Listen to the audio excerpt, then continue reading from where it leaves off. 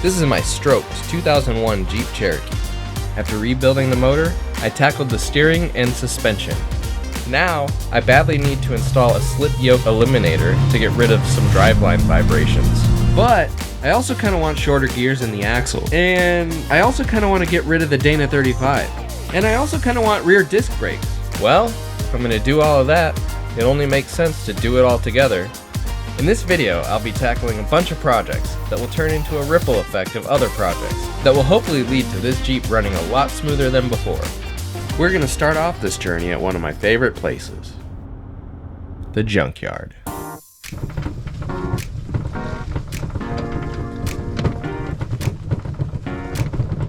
I've got a laundry list of items needed on this trip, mainly a proportioning valve off a Grand Cherokee, backing plates and studs off a Liberty, and a drive shaft. But first, there's a new XJ in the yard, and it's a 96. Oh, this would probably be a good time to mention that I bought another Jeep. It's also a 96, and I paid $280. It took a fuel pump and an ECU to get running, but now, it runs like a champ. I'll probably make a separate video on this Jeep eventually, but it was impounded after somebody had too many DUIs and it sat for 3 years. It's gonna serve as my winter beater. Anyway, I needed this replacement dash panel for it. Disc brakes are gonna have much more stopping power than the old drums, so I need less brake fluid sent from the master cylinder. This ZJ prop valve will do just that job. Now that the valve and spring are acquired, it's time to find a Liberty with rear discs. So I've got to open the diff up, take out the axle shaft, and then I can remove the backing plate.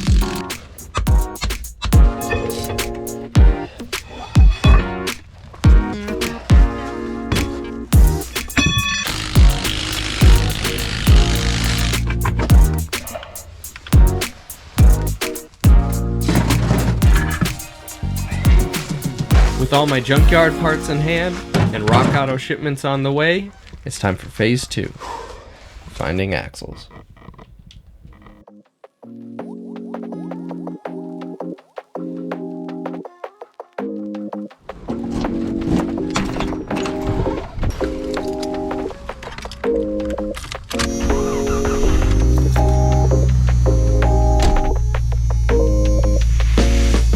With the help of the internet, I was able to source a Dana 30 and a Chrysler 8 1/4, both with 410 gears instead of the 355s I have now.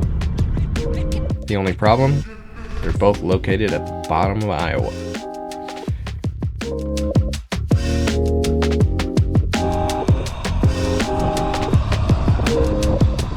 I literally cannot maintain my speed unless I have somebody cutting my wind off for me. Literally the only way I'm making it through this turn. Until I get the tailwind coming home. Alright, we are out here in the absolute middle of nowhere, Iowa. But we made it and get my axle.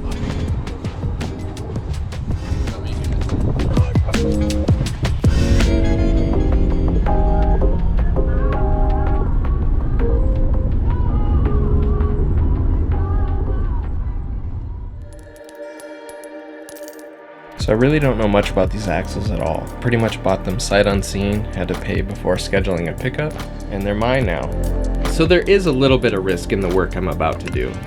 I really just need to crack them open and see what we're looking at.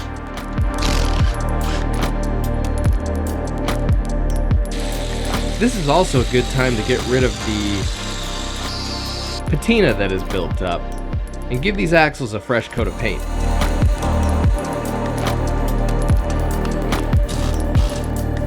Okay, if any of you have changed these upper control arm bushings with the axle still in the Jeep, you are a legend.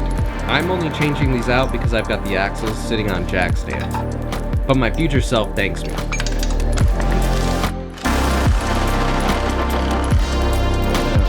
The Dana 30 is pretty much ready to set to the side until it's time for install, so now I can start prepping for brakes on the 8 1/4. I basically just have to do the same thing I did to the Liberty at the Junkyard, just being a little bit more careful because I actually have to put this one back together. I'm quickly throwing on a new bearing and seal, and then it's just putting the Liberty parts on.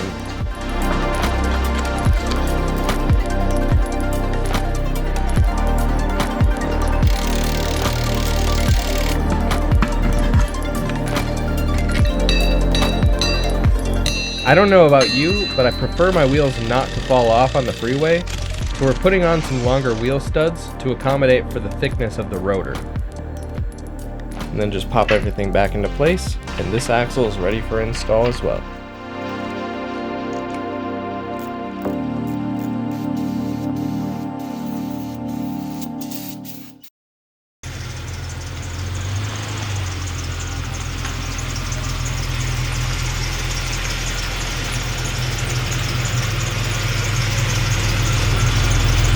Don't you just love the sound of a squeaky belt?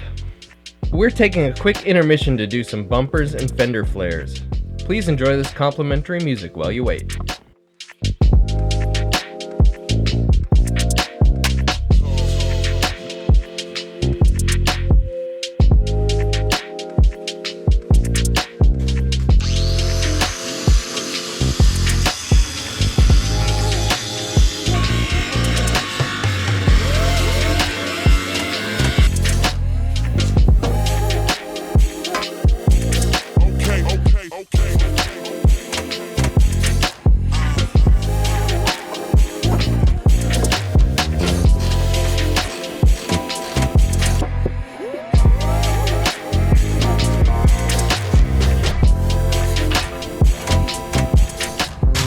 These old stock Jeep rims on Marketplace for free.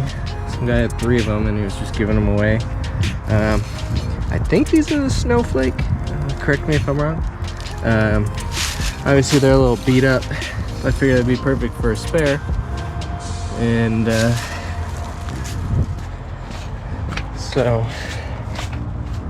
sanded them, painted them up a bit.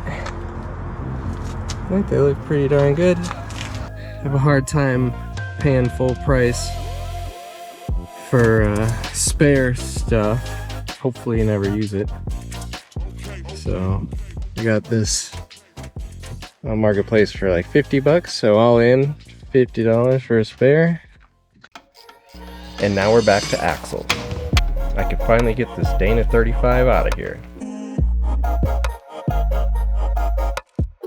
And sway bar too, I guess.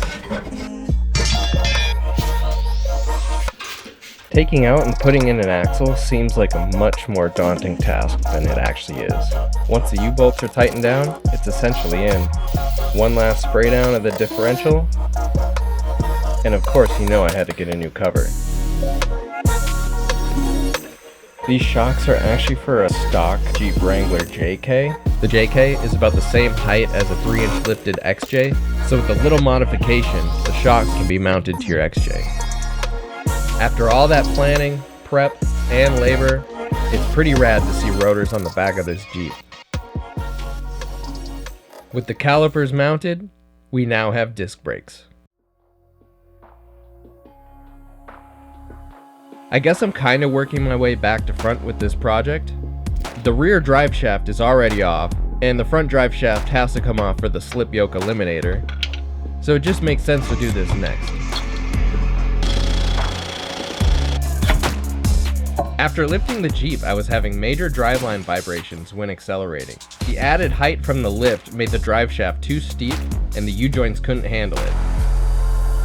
By changing the rear output shaft with this slip yoke eliminator, I can use a double cardan drive shaft and hopefully have a better driveline angle.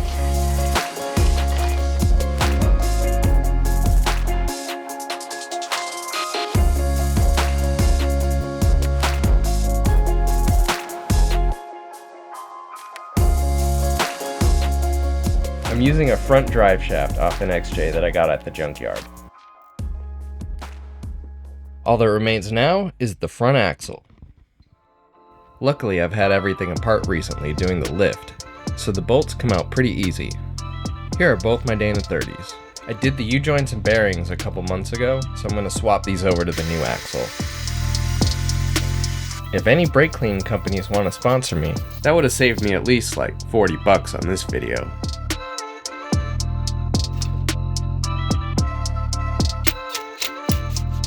I am a little annoyed doing the ball joints again, because I just put spicers into my old Dana 30.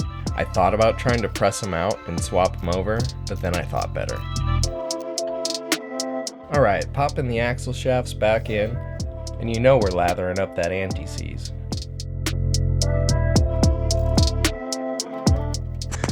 I knew this beforehand, but the track bar mounting bracket was beyond wallowed out. It was a huge oval, so I had to drill it to a 5/8 inch hole, and it's round again. Luckily, I was able to find a new eyelet hole at Tractor Supply, which is already 5/8 inch.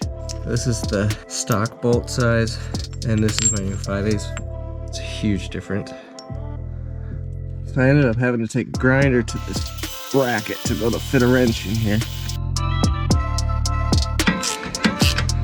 Seems to be going now.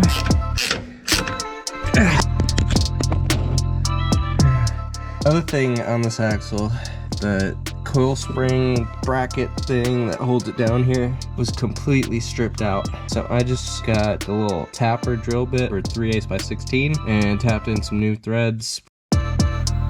With that, the Jeep can stand on its own weight again.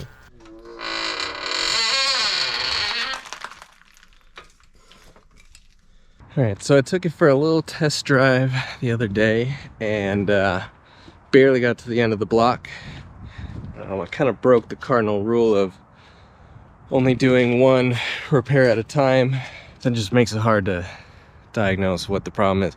But I think it is my pinion angle.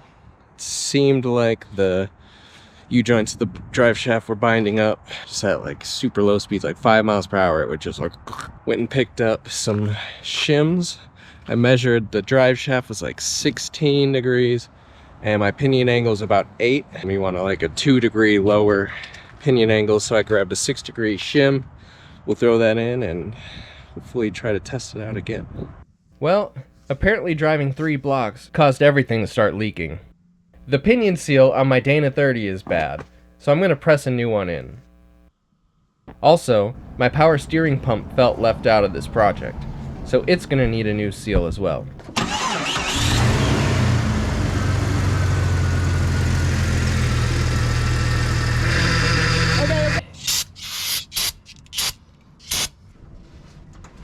Oh my god!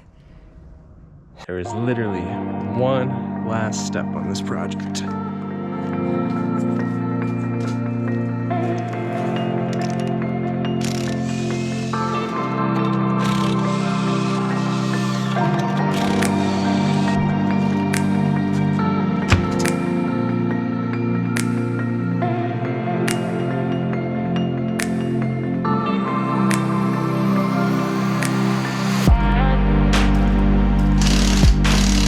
Alright, we're going back to normal lighting now.